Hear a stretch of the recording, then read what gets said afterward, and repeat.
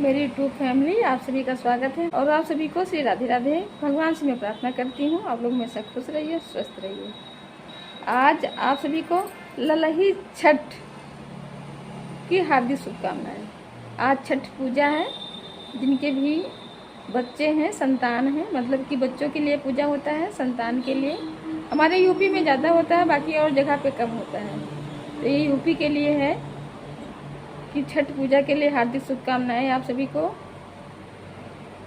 और आप लोग पूजा करिए। फिर इसके बाद वो तिन्नी का चावल होता है ना, तिन्नी चावल, दही, महुआ और क्या, महुआ और बस यही सब आप खा पी सकते हो। और साग होता है जो ये कि उसमें पानी में, तालाब में साग, उस साग को भी लोग खाते हैं, पर मैं नहीं खाती हूँ। मुझे अच्छा नहीं लगता है वो, जैसे लगता है गंदा पानी में वो साग होके आया है, तो मेरा मन नहीं करता, मैं नहीं खाती हूँ। मैं चावल खाती हूँ, दही खा लेती हूँ, नमक खा लेती हूँ। आज दूध जो है ना, सिर्फ भैंस का ही इस्तेमाल करना है। भैंस का दूध, भैंस का दूध और भैंस का ही घी, मतलब कि उससे जो निकाला गया दूध से घी, वही घी भी इस्तेमाल करना है, गाय का कुछ भी नहीं। तो अभी मैं पानी नहीं पी हूँ, मैं इंतज़ार कर रही हूँ। मेरे घर से अभी फ़ोन नहीं आया है, फ़ोन आ जाएगा तो मैं पानी पीऊँगी। तभी मैं थोड़ा सा महुआ खा के पानी पीऊँगी और वही चावल बना लूँगी, तिन्नी का खा लूँगी। अभी मैं पानी नहीं पी हूँ, इंतज़ार कर रही हूँ, देखती हूँ फ़ोन आता है कब। और बाकी मैं घर पे गई नहीं हूँ इस वजह से कि घर पे पूजा पाठ अभी करना नहीं है। मेरे ससुर जी एक्सपायर हुए हैं ना, अभी 6 महीना हुआ है, तो तब तक अभी पूजा पाठ करना नहीं है। तो किसी लड़की को बुला के, अगल बगल वाली लड़की को बुला के उसी से पूजा करवा देंगी मेरी सासू माँ। तो मैं घर पे नहीं गई, पूजा करवा देंगी। वहाँ से प्रसाद आ जाता है, शाम को आएगा या कल सुबह आ जाएगा, प्रसाद आ जाएगा। जो भी आता है वहाँ से प्रसाद आता ज़रूर है। कभी भी ऐसा नहीं हुआ कि प्रसाद नहीं आया, हमेशा प्रसाद आता है। तो मैं नहीं गई हूँ, अगले साल देखती हूँ, चली जाऊँगी। बाकी आप लोग एंजॉय करिए। और मैं यूट्यूब पर आती रहती हूँ तो मैं कुछ ना कुछ लेकर आती रहती हूँ। अपने बारे में तो लेकर आऊँगी, आपके बारे में तो कुछ लेकर आऊँगी नहीं, क्योंकि मैं आपके बारे में, मुझे क्या पता कि आप कहाँ से मेरी वीडियो देख रहे हो, आप कहाँ से हो, आप भोजन किए हो या नहीं किए हो, आप किस परेशानी में हो, मैं तो देख नहीं सकती हूँ। तो मेरा काम है कि अपने बारे में ही वीडियो लेकर आना। तो आज मैं अपने बारे में ही वीडियो लेकर आ रही हूँ। और ये साड़ी मैं निकाली हूँ, बहुत पुरानी साड़ी है, ये 20 साल पुराना साड़ी है, मेरे पिताजी मुझे दिए थे। तो मैं अपने पिताजी का भी 2 साड़ी रखी हुई हूँ, पिताजी का अपने खरीदा 2 साड़ी मैं रखी हुई हूँ। वो साड़ी मैं किसी को देती नहीं हूँ, क्योंकि जो ये पूजा होता है ना, व्रत वाला, ये छठी है, एक तिलगंजी वाला पूजा होता है। आज एक पूजा है, 2 पूजा होता है जो बच्चों के लिए अपने पूजा होता है। तो इसमें साड़ी मायके का ही पहनना होता है हमारे ससुराल में, क्योंकि ससुराल से ना, सच बता दूं आप लोग को, ससुराल का भी लोग साड़ी पहनते हैं, पर मुझे ससुराल से साड़ी नहीं मिला। स्टार्टिंग में नहीं मिला, 1-2 बार, 3 बार, 4 बार, 5 बार। और जो मेरी माँ थी ना, ध्यान से आप लोग सोचिए, सुनिएगा ध्यान से, मेरी बात को गौर कीजिएगा मेरी बहन। जो मेरी माँ थी वो इतनी समझदार थी, बिना पढ़े लिखे इतनी समझदार थी मेरे लिए। आप लोग तो दूसरी माँ का सम्मान करोगे नहीं, पर मेरी माँ बहुत समझदार थी। तो मेरी माँ कहती थी कि बेटा, बहनी कहती थी, बेटा नहीं बहनी,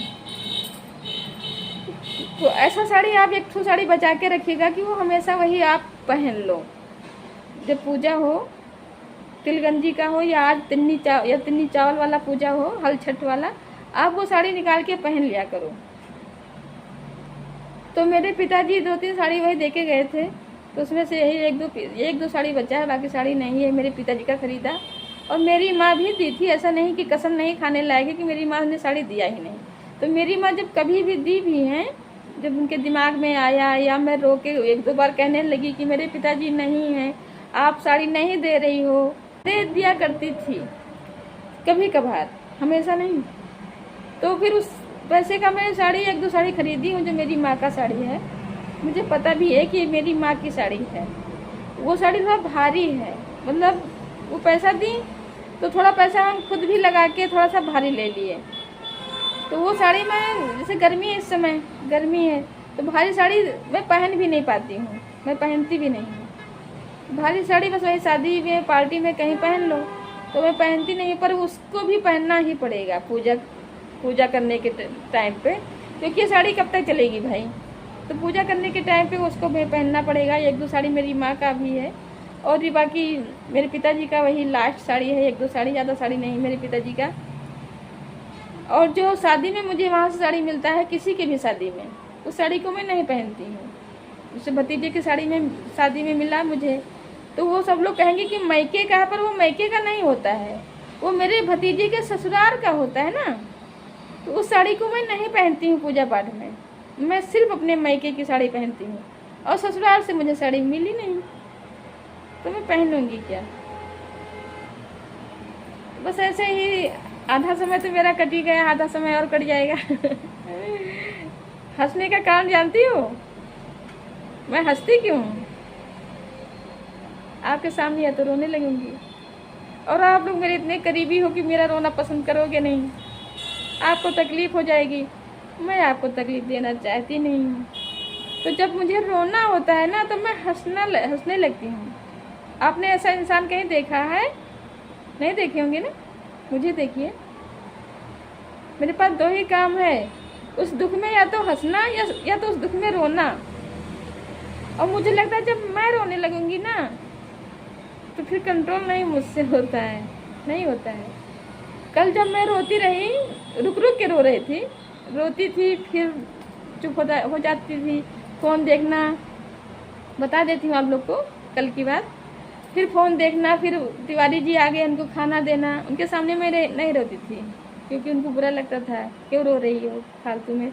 सब लोग मुझसे परेशान भी रहते हैं कि आप इतना ना रोया करो, पर जो भावना है मेरे अंदर से वो बार बार आता रहता है, पता नहीं क्यों, तो मैं रोने लगती हूँ। इसी वजह से मैं हंस के उस चीज़ को भुलवा देती हूँ। तो मैं कल बार बार जो रो रही थी, तो रात जब हुआ तो मेरी माँ का सपना आया, क्योंकि मैं माँ के बारे में ही रो रही थी। मेरी माँ का सपना आया, मेरी माँ आई, मुझसे बात भी की, और हमारे घर पे नहीं, यहाँ पे नहीं आई हैं, मेरे मायके में ही आई वो, मुझसे बात की। मैं वहाँ पे जाके बात की माँ से, माँ ने मुझे समझाया भी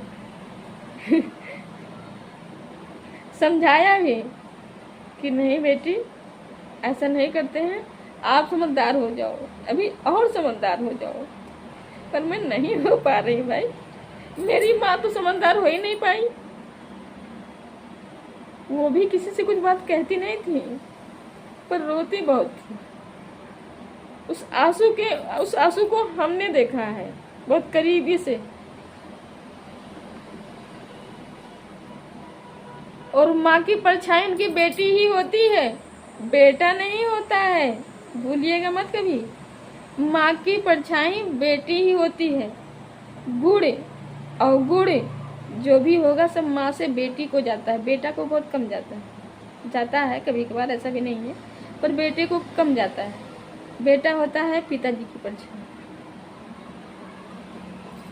तो जब मेरी माँ थी ना, तो मैं अपने पिताजी के लिए रोया करती थी, पर मेरी माँ के जाने के बाद मैं माँ के लिए हमेशा रोती रहती हूँ, हमेशा। जब भी मैं अकेले पड़ती हूँ, और कोई भी मुझे कहीं से भी परेशानी आई, यहाँ तक कि अगर तिवारी जी, ध्यान से सुनिएगा, यहाँ तक कि अगर तिवारी जी भी मुझे कुछ कहते हैं, तो मेरे आंखों में आंसू अपनी माँ को ही याद करके आता है, माँ को याद करती हूँ। और मेरे पिताजी को क्या कहना, वो तो राजा आदमी थे, लाखों में पिता थे, वो करोड़ों में पिता थे। और जो प्रेम का आदी हो जाता है ना, उसको दुनिया समझ में नहीं आती है, मुझे समझ में नहीं आती है, क्योंकि उतना प्रेम कोई देने वाला है ही नहीं मुझे, उतना प्रेम कोई दे ही नहीं रहा है। तो मैं उनको ढूंढ रही हूँ, ये मेरी आंखें ढूंढ रही है, मेरा दिमाग ढूंढ रहा है कि मेरे पिताजी, मेरी माँ कब आएंगे दूसरा जन्म लेकर, मुझसे प्रेम करेंगे। मेरे बच्चे करते हैं, उनके बाद मेरे बच्चे करते हैं, ये तो सत्य है कि मेरी माँ, मेरे पिताजी के बाद मेरे बच्चे मुझसे प्रेम करते हैं। दिखावा नहीं है उनके पास अभी वो लोग क्योंकि उनकी भी मैं माँ हूँ। अभी शादी वादी हुई नहीं है, शादी वादी हो जाएगी तो देखा जाएगा।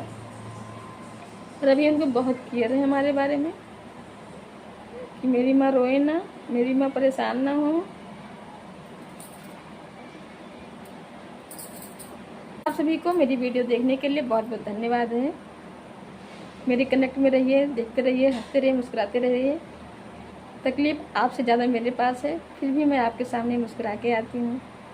मेरी कहानी थी तो थोड़ा सा मैं आँखों से आंसू नहीं, पानी आ ही गया। उसके लिए मैं क्षमा चाहती हूँ आप लोगों से।